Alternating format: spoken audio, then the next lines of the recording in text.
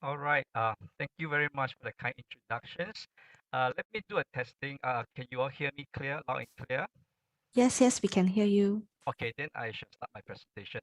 Good evening to all of you. Thank you for taking your time off to be with us this evening. In the next 60 minutes or so, I will be sharing with you on the topic of rethinking investing through an Asian lens, especially in Greater China. I'll be talking to you how the market uh, actually behaved the last 6 months or so, and going forward, what are we actually seeing or projecting in the market? Now, as we Malaysians, we stay at home due to the MCO.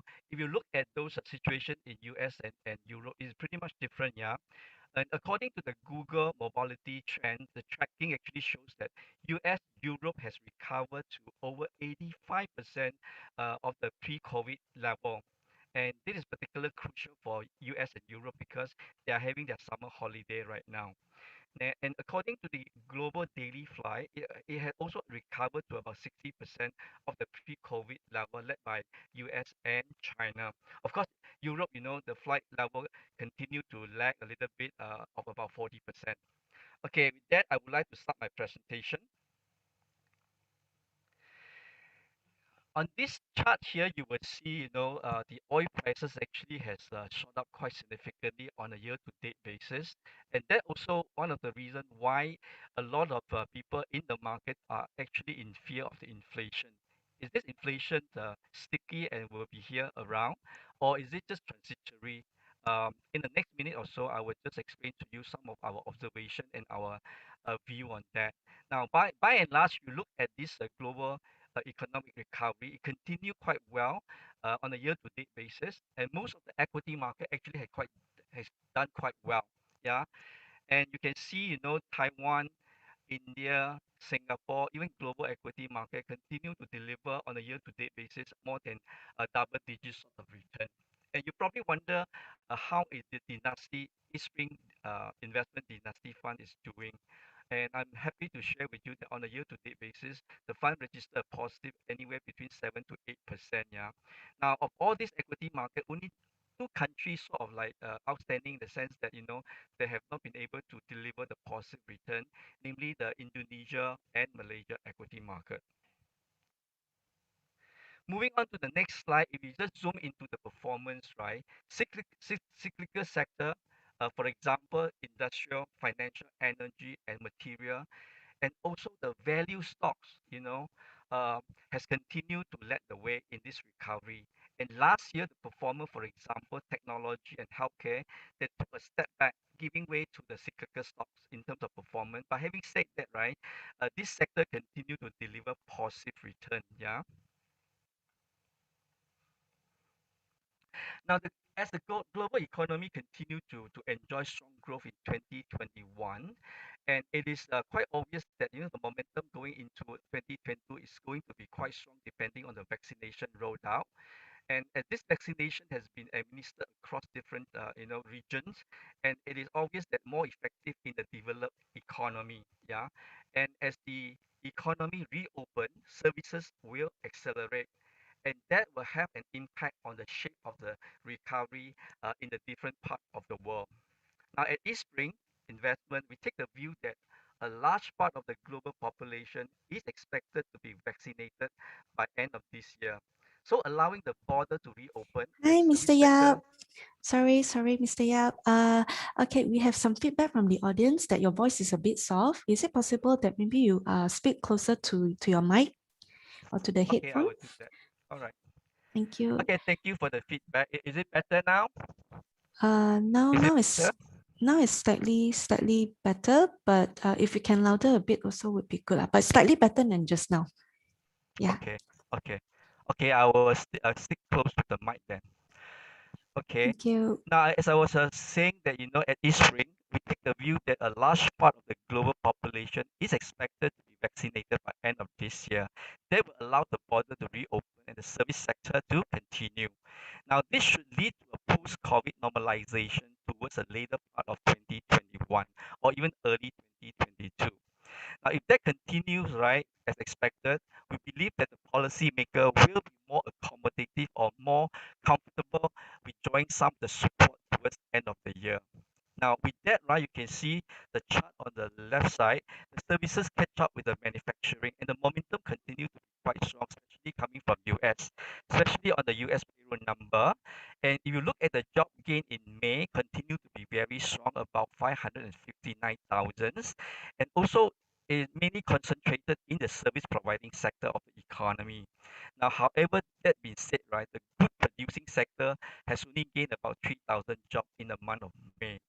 Yeah. So if you look at the right side of the chart, it is certainly showing that, the developed economy now is definitely doing a lot better comparing to the emerging economy, simply because if you look at the vaccination rollout in this region, continue to be very bumpy and they have a lot of issue to be resolved. Now I'm going to move on to slide number 5. Now let's look at the situation Hello, in Mr. Yap. China. Sorry. Mr. Yap, sorry.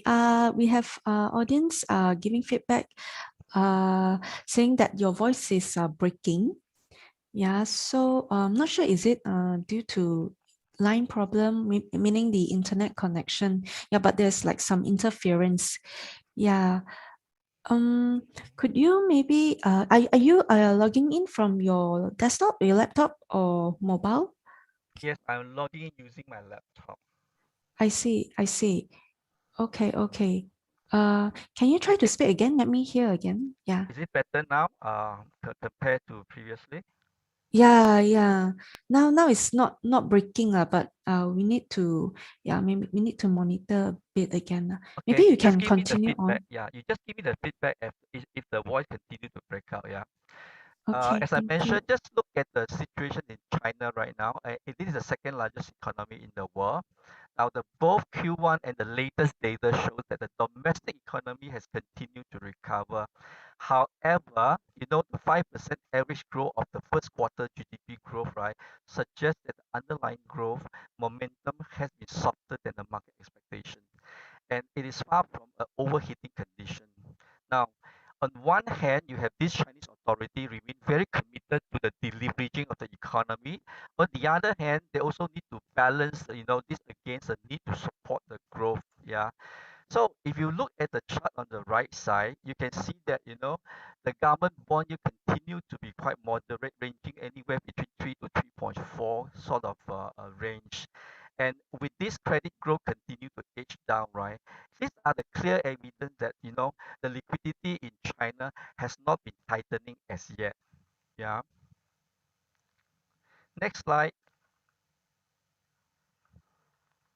Now, I want to quickly just comment on this market earnings in terms of, what they've done in the first quarter.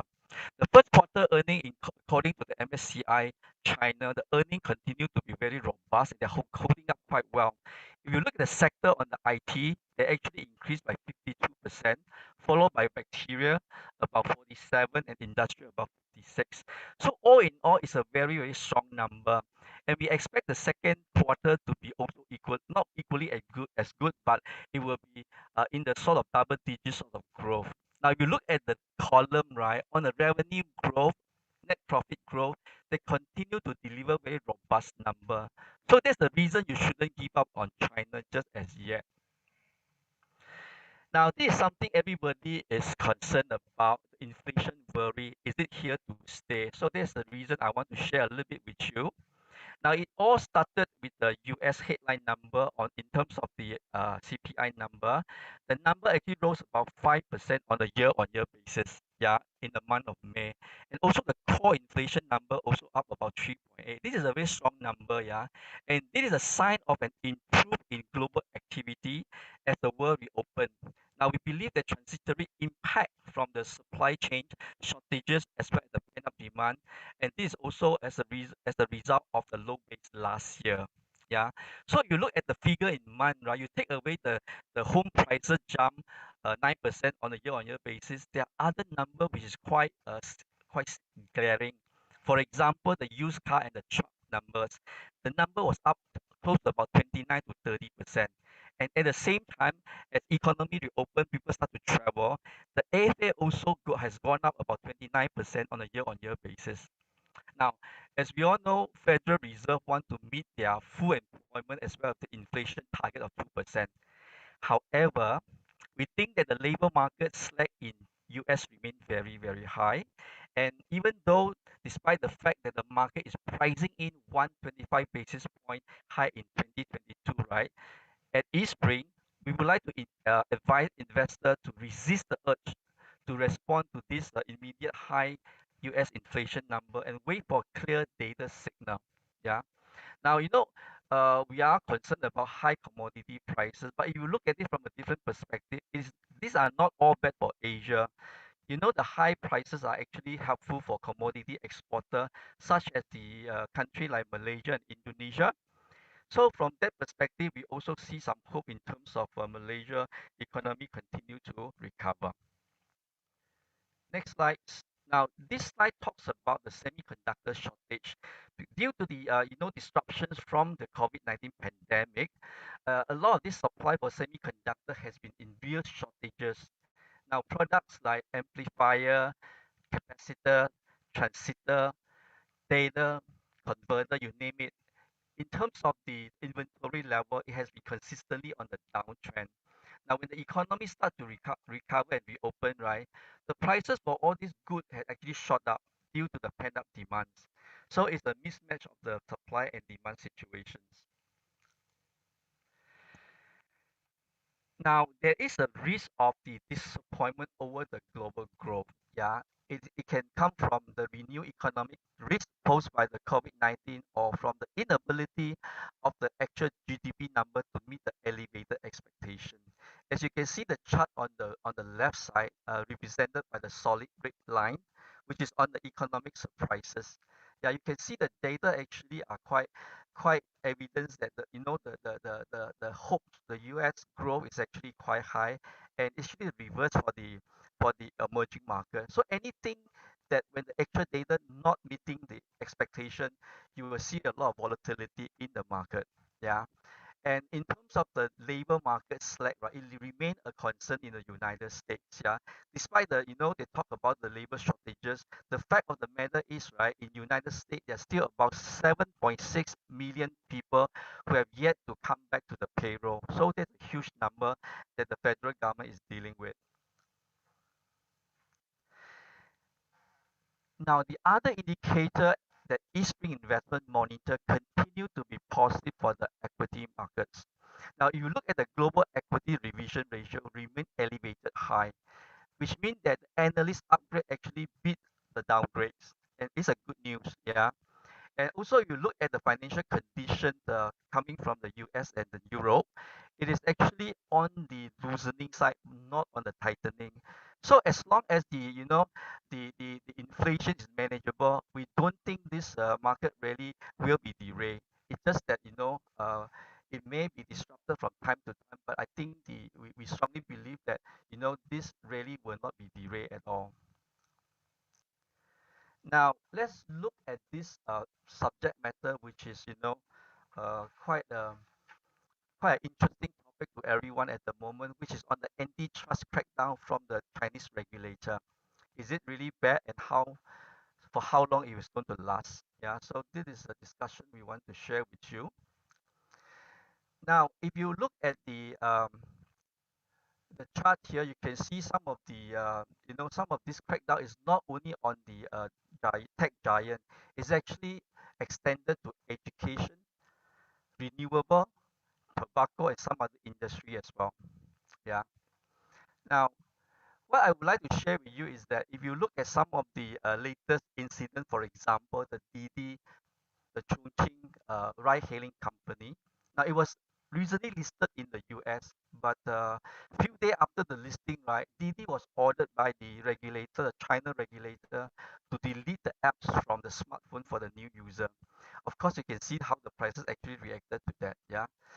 Now, I think we have to be mindful that regulatory risk is always part of the investment risk. Yeah. Now, for example, I think in the past we have learned, during the COVID-19 pandemic, when the China regulators actually regulates on the hour to spend on the online gaming, and as a result of that, Tencent prices actually took a tumble. But over time, the investor came to realize that the phenomenal growth of the stocks and the potential of the online games in China, right, and the stock prices eventually recover.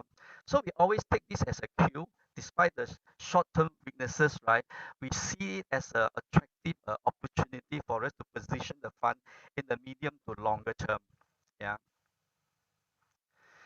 Now, I think, I talk about something that's not quite certain whether they are here to stay or not on the inflation, but there's something we can say for certain that they are here to stay, which is the China long-term outlook.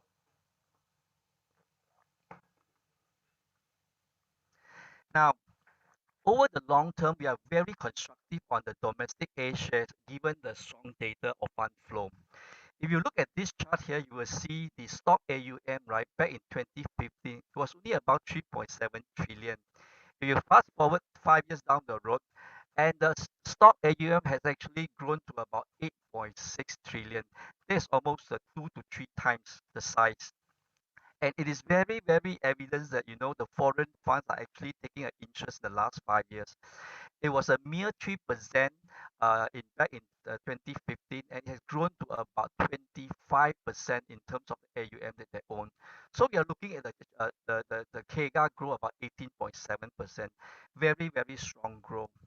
And having said that, right, if you look at the percentage of the household asset invested comparing between China and US, right, definitely there are a lot of potential for China household to own or invested in risky assets. So this is a potential we continue to see or China present to us. Now on the next slide, this is a very important slide which I think is worth spending time on. Now, if you look at this chart here, basically it shows you that building from the dual circulation concept, and China in terms of the best performing sector, which is technology. If you look at their total semiconductor market in China in 2020 last year, it was about 231 billion. Yeah, and the local share of this semiconductor in China is only about 17.5%. But obviously, I think the central planner actually has the ambitious plan to actually grow that from 17.5 to all the way to about 40% by 2030. So with that, I think we see China is really really in terms of their planning very strategic and very long term, and this long term planning is real and it's not a hype. So that is a conviction that we have for China.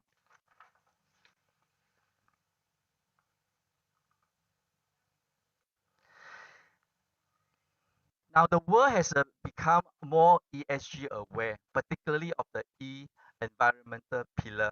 Now, when talk about environment, it means climate change, renewable energy, pollution, the impact on the biodiversity, which preserve the cycle of life. Yeah. Now, if you look at the global renewable energy, it has been consistently on the uptrend. Yeah, since 2007, consistently on the uptrend except for 2020 last year because of the pandemic. And China is actually a major player in the renewable and clean energy. So this is the potential and the future for China. Now, if you just look at the energy in terms of the EV energy sector on the electric vehicles, now if you look at China currently, the penetration rate is really really low as compared to the developed nation like Norway, Sweden, and Finland. Yeah. Now, I think what we want to share with you is that you just look at the penetration rate in China, and China being the largest EV producer at the moment. Yeah, I think there's certainly there are a lot of potential, and we like this potential of China in this space. Now let's quickly look at the market valuation. The China market actually has done extremely well. Started last year in the month of September all the way to somewhere in February this year, and then the market sort of like retraced a little bit and corrected slightly in the month of February. And because of the correction, you can see the market valuation is a little bit more reasonable at the moment. Now, if you look at this chart here, the red dotted is the valuation as of 21st of May, and it's actually not at the top range. It actually has come back down a little bit, And as long as the global market continue to recover, we strongly believe some of this PE multiple expansion will continue. Now, let me just sum up and give you some three key takes away. Now, in terms of the fund focus, we basically, for Greater China, we invest in stock with a lot of strong catalysts with some thematic sector. We are currently favor technology as well as the consumer discretionary as people are going out to spend right now. Now, the allocation to the healthcare basically we have reduced the weight simply because of the strong performance last year. Now, we also have waste in utility and dividend, and that it also has been reduced because we expect a higher global inflation pressure this year. So we focus a bit more on the growth stocks. Now, the China economic activity has seen a rebound, okay, and the Chinese government now turned from stimulus positive credit impulse to a more constrained spending, and which is also, that is quite encouraging on the private consumption sector. Now, for the fund, we continue to remain invested. Now, as of last week, we are almost fully invested. We only close to about 2% in cash position. The rest has been fully deployed to take advantage of the market weaknesses in the last 2 to 3 months. Now, I just want to take this opportunity to quickly, promote a little bit about eSpring Investment. Now, our tagline is expert in Asia, invested in your future. We have this Asia Expert series posted on the website, and I would like to invite you to visit the website. There are many up-to-date articles featuring asset classes, thematic investing, and expert view on different subject matters on the investment related issues. So feel free to actually check it out. Yeah. Now, I would like to take this time to quickly just take you through the structure of the Dynasty Equity Fund, which is focusing on Greater China. Now, I think when you invest in China, you must make sure that the fundamental is strong. And China now currently is a new world order at the moment. And if you look at the China economy, it was the first to recover, and we continue to believe that it will see a strong recovery into the 2021 as well as 2022. So the backdrop is still continue to be quite positive.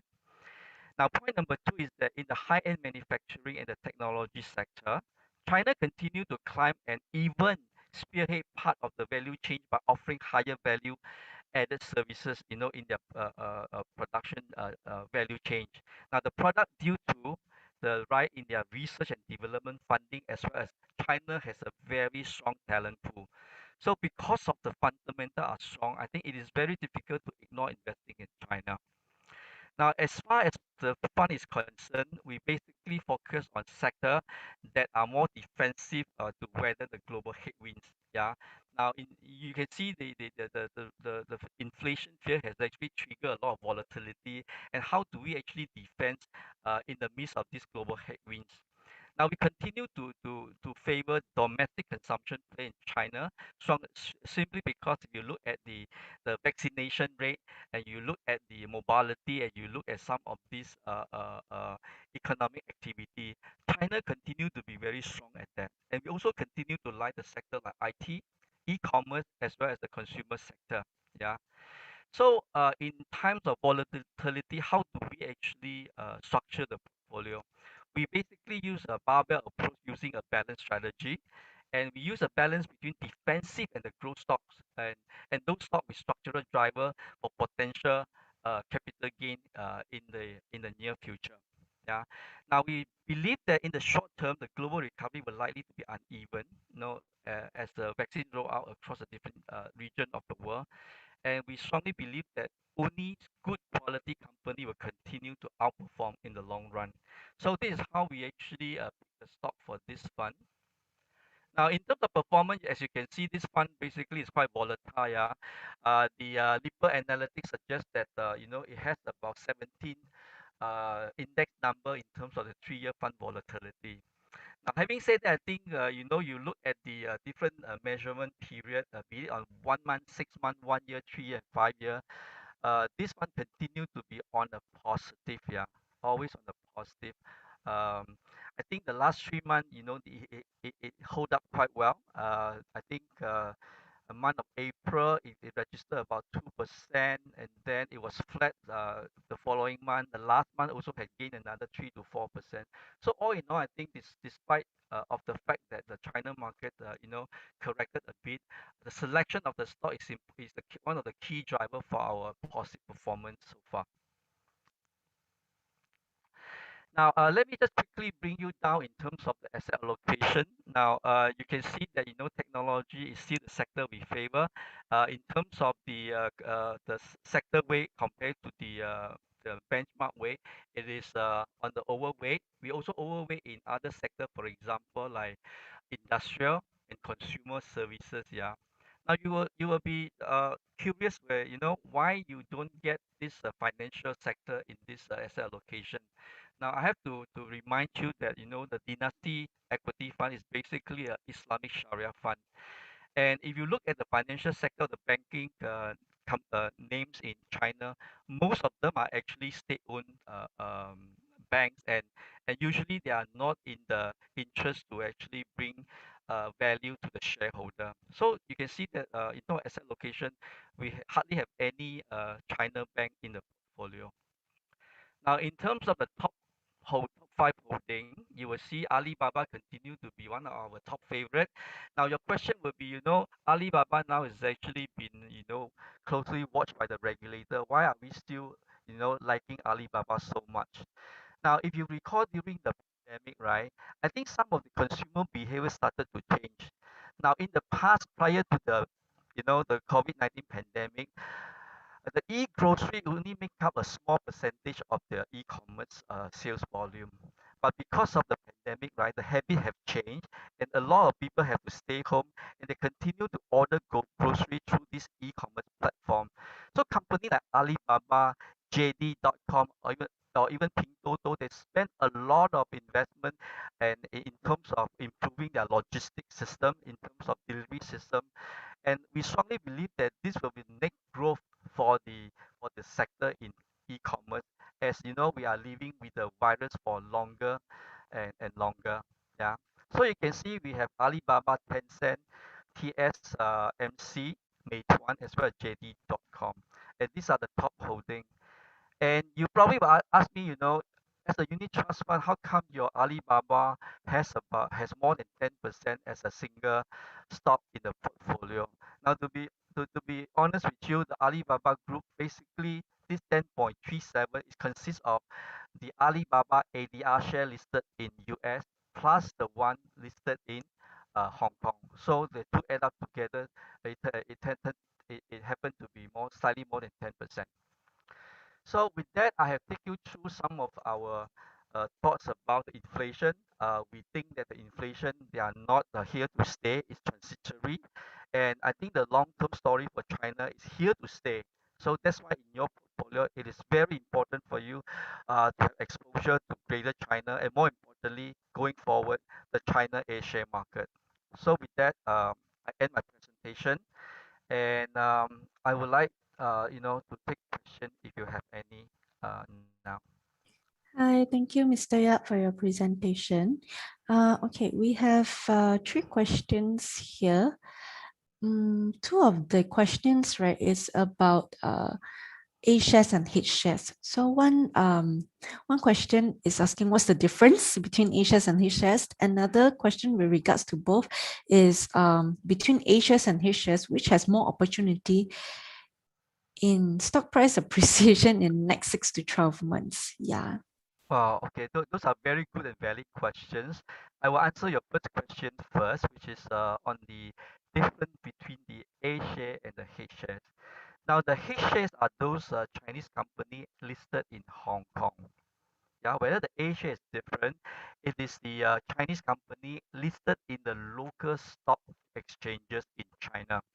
So that makes a difference. Yeah, one is in Hong Kong, the other one is in China.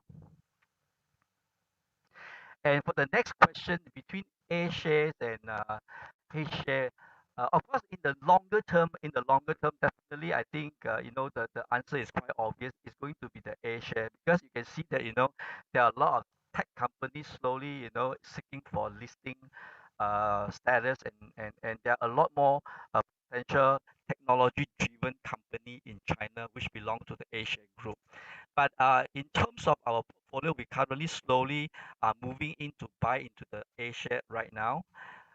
Majority of the portfolio construction is still predominantly in the H shares. Now, in the short term, because of the valuation, some of these stock, for example, like Alibaba, Tencent, because of the regulators stepping in, and the market actually panic about it. And if you just take a medium to longer term, and these are basically a solid company to own. I mean, it's just like some of those tech giant in US, the like of Amazon, the like of Google and Facebook. These are the Facebook, these are the Google, these are the Amazon of the Asia. Yeah, so if you don't own this company, you probably will lose out quite a fair bit. And that's the reason why I think the regulator is getting a little bit concerned, because as you can see, right, company like, Didi, company like Alibaba, they control a lot. I wouldn't say control. They actually has a lot of the personal data uh, collected over time, and they are so powerful. They can do a lot of big data analysis, and I give you an example. Even the government was quite surprised that there was one survey came out from Didi, actually showcasing, right, the officer government, how often do they take the services, and at what time they take the services, and the route they were using. So can you imagine, government, losing sight of some of this big data, and because of the DD listed in US, right, and is also under the US law and the regulation. What if the shareholder asking for information like this? I mean, are you going to release it or what? These are some of the key questions I think have yet to be resolved. I see. Okay. Thanks so much for your answer, Mr. Yap. Okay, there's another question. What is your cash percentage in your fund? I think probably there's no mention what fund, but I guess it's the Spring Investment Dynasty Equity Fund. So what's your cash percentage since this year, February till now? Okay. Yeah, Yeah. I'd be more than happy to share with you. Let me give you paint you the picture back in the end of first quarter of 2021. As at end March, right, we hold about, I would say, close to about 6 to 7% in cash, and over the next 3 months, right, meaning in the month of March, April, May, and June, right, we have gradually stepped up our equity exposure and reduce the cash. And as of yesterday, the cash holding is down to about 2.6% or 2.7. So we have consistently, when the market continue to range bound, we have taken the opportunity to buy some of the stock we like. We bought up, Alibaba. We bought, even some of the EV company, for example, NIO. I'm not sure you hear about it. It is also a very I would say, interesting company to look at, and we took a small position, and it turned out to be right, and we make some money on that. Okay, all right. Okay, this question is more about currency. So with respect to MYR, do you believe renminbi will strengthen over the medium to long term? This client is asking on potential impact to the fund from a hedging perspective. Okay. One thing, I don't think we do a hedging. We don't do a Yeah, yeah. full Okay. full hedge for the currency. Of course, there's a risk of the currency, but we strongly believe over the long term, right, this currency movement will be mitigated, and it will be a non-event. Having said that, I think we all understand why Malaysia currency continue to be on the weaker side. Simply because if you look at Malaysia, in terms of the new cases reported, it is getting very very bad on a daily basis. I mean, as of today, I think the latest number reported is about what, still a five-digit figure, right? And beside that, I think foreigner has been a major seller in the equity market in Malaysia. There has been consistently selling down Malaysia for the last and 2.5 years. So on the back of that, right? Because once they sell it, they have to repatriate the money back. So we'll continue to sell the ringgit. So in the short term, we don't see any strengthening of the ringgit against some of these major currency, for example, like US or even for Sing dollars. Yeah, simply because I think Malaysia in a very unique situation right now. Our vaccination in terms of the rollout is a little bit slow, and I think the latest figure I look at in terms of the population being fully vaccinated is only about 12 to 13%. Yeah, so it's still very, very far from getting a herd immunity. I mean, to achieve herd immunity, you basically need at least like 70 or 80 and above, right? So I think by the rate that we are going, well, we are looking at probably end of the year or early next year to be realistic. Okay, thanks for replying, Mr. Yap. Okay, there's a question with regards to there's a few questions actually. So this client is asking your outlook if he or she were to invest in China fund. And then what's the estimate return for the next 3 years? But it's something that, we can't, we don't have like a Yeah, crystal ball, to actually know what's the return for the next 3 years, right? I think in short term, I mean, you look at the China performance, I think has been quite solid last year, because if you recall, early last year when they announced that they are the first to actually sort of lock down, and from the time they lock down and reopen economy as a matter of a few months, right, you can see the economy actually sort of recover gradually back.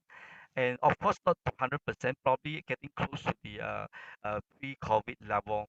Now, as a result of that, you can see some of the earning has been very strong. I share with you, I remember on the slide that, the first quarter earning, right, was very strong. Some of the sector actually registered more than 30, 40, or even 50% sort of a growth rate. Now, of course, that is very strong, and we believe that, moving forward to the second quarter, the number will be strong as well, but will not be as strong as the first quarter. But I think it will still deliver double digit sort of growth, like maybe in the high double digit sort of like 20%. I think that is achievable for second quarter. And if you take a cue from the earning season from US so far, it has been very, very strong. So we also strongly believe that China will continue to do well in this global recovery. And in terms of the performance, I think if the earnings growth is actually growing at about double digit sort of return, you should expect your return to be in line with that. You know, I think that is a fair assessment to make, or the statement to make. I see. Okay, and there's one new question coming in with asking about upcoming risk in the next 1 to 2 years. And for example, China regulation, and whether will it be bearish or bullish impact. Will it be a bearish or bullish impact? And what are some of the similar risks ahead to consider in the next 1 to 2 years? I think in the near term, I think we will continue to assess the COVID situation. As we all know, this COVID virus is actually continue to mutate, and as a result of that, the new variant is very strong. Initially you have COVID-19, then you have Delta, Alpha, Gamma, or whatever. It's just a different version of it. Continue to on the mutation. So there is a possibility that this global recovery may not be as smooth as we expected. Now, when that happens, right, it may delay the global recovery. Now, when you have a delay, you probably, expect the market to be more volatile. So that's one of the risks that we are seeing now. Now, as I mentioned, the the the expectation in US is very high. They are very optimistic about the US growth. Now, the other risk is that what if they can't actually get the kind of GDP growth, or the economic data to support the elevated expectation. That will be some panic in the market as well, to continue to drive the market to be volatile. So in the short term, there are a lot of uncertainty. Yeah, but for China, I think when you invest in China, you need to believe that the China going forward will actually continue to improve in terms of their structural changes. They have the mindset to actually continue to re-engineer themselves and continue to open up for foreign investment to come in. I think one of the clear evidence is that you can see in the last couple of years in terms of the exposure of China stock in the MSCI global indices. It was very, very minor. As time goes by, right, you can see, that exposure has been gradually increased. And we strongly believe if you look at China today, right, there are a lot of potential. There are a lot of companies wanted to be listed. Yeah. So I strongly believe that, the potential for China is really huge. And if you, this is something you don't want to miss out in the next 5 to 10 years kind of time investment horizon. Okay, speaking about risk, yeah, there are a few questions with regards to like regulator risk. So, how concerned are you with regulatory risk for China funds? And with the recent regulatory and political events in China and Hong Kong, so will foreigners still continue to invest in Asian Asias? Are there any flow data on foreign direct investment into them? Yeah, two questions. Okay, I think you need to make assessment whether this regulatory risk will be there permanently and forever, or is this something transitory? Now, is this something transitory and the long-term story of China is, is intact? I think you should take the opportunity by when the market presents some opportunity as the market the corrector or there are some weaknesses, right? As a medium to long term investor, take opportunity of that. Unless you're telling me that China going forward is going to collapse, China is going to have a bubble, and that is going to come in very soon. Then fundamentally, may not be justifiable for the kind of risk you want to go into.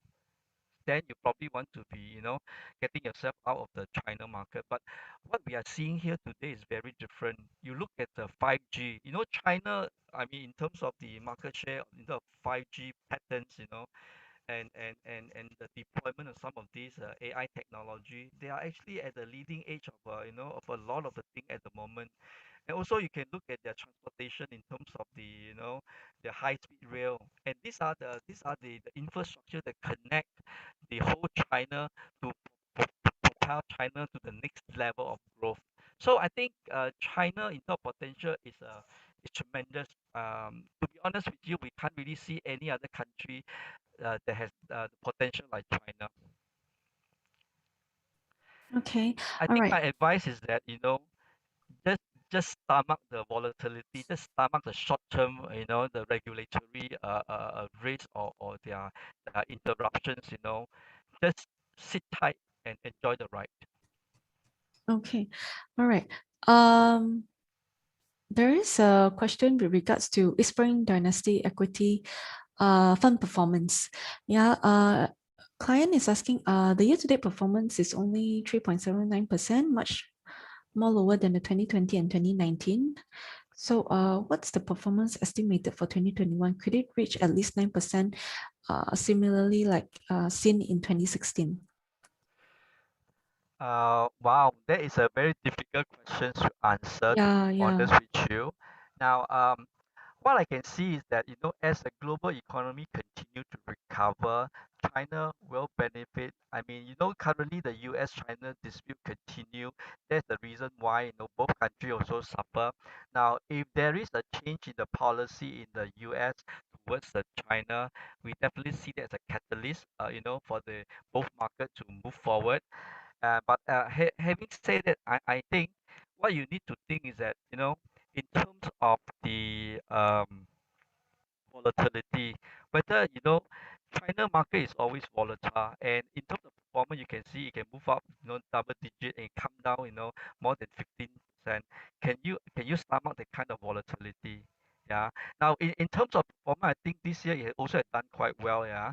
Now, if you recall, the market, as I mentioned, it moved very strongly from September all the way to I think middle of February.